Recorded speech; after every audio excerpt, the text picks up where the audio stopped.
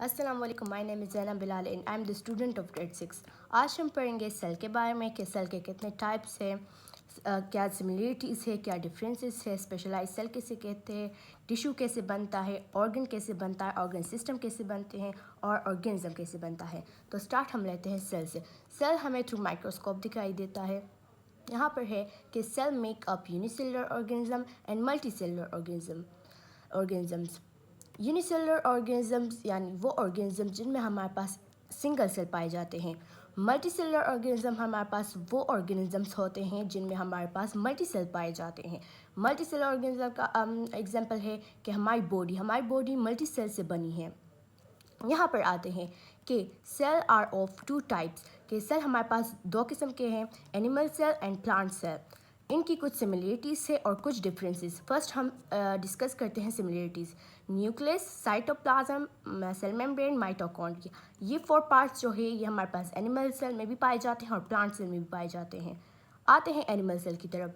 Small vacuoles, animal have small vacuoles, के animals में हमारे पास स्मॉल वैक्यूल्स पाए जाते हैं।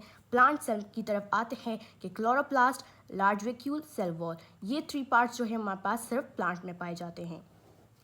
आते हैं स्पेशलाइज सेल की तरफ कि एनिमल की स्पेशलाइज सेल्स हमारे पास है nerve cell, blood cell, skeletal muscle cell and epithelial cell.